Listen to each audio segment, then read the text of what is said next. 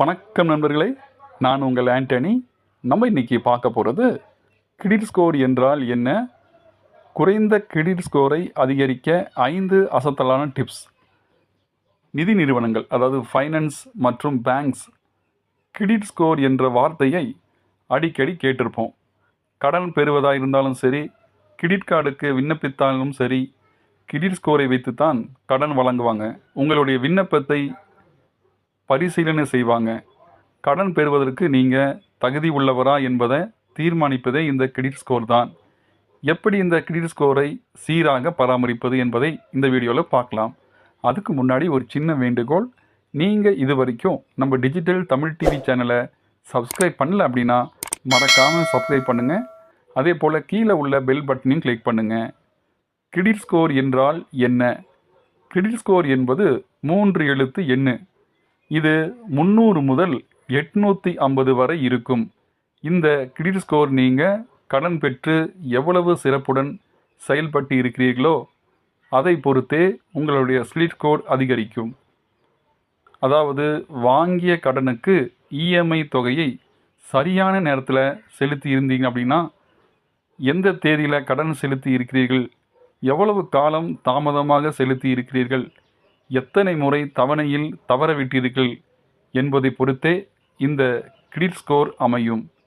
நீங்கள் எந்த கடன் பெற்றாலும் சரி, அவற்றை சரியாக திருப்பி செலுத்தி இருக்கிறீர்கள் என்றால் நிச்சயம் கிரெடிட் ஸ்கோர் 750க்கு மேலே இருக்கும். அதையும் மீறி உங்களுக்கு கிரெடிட் ஸ்கோர் குறைந்தால் நீங்கள் வேறு யாருக்காவது லோன் பெறுவதற்கு கையெழுத்து போட்டு இருக்கீங்களா அப்படின்னு செக் பண்ணிக்கோங்க. எனவே கிரெடிட் ஸ்கோர் 750க்கு மேலே வைத்திருக்க முயற்சி செய்ய வேண்டும். 600க்கும் கீழே இருந்தால் வங்கிகள் உங்களுக்கு கடன் தரலாமா வேண்டாமா என உங்களுடைய கிரெடிட் ஸ்கோரை எப்படி அதிகப்படுத்துவது? சரியான நேரத்தில் பணம் செலுத்துவதற்கு முன்னுரிமை கொடுங்க. உங்கள் மதிப்பெண்ணில் எதிர்மறையான நெகட்டிவ் தாக்கங்களை தவிர்க்க உடனடியாக பில்களை செலுத்துவதை உறுதி செய்யுங்க.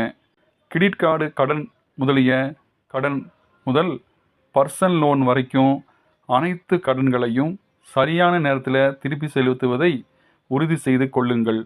இதுதான் கிரெடிட் ஸ்கோரை மேம்படுத்துவதற்கான முதல் படி. கிரெடிட் கார்டு நிலுவைகளை நிர்வகித்தல், அதாவது கிரெடிட் கார்டு பேலன்ஸ்.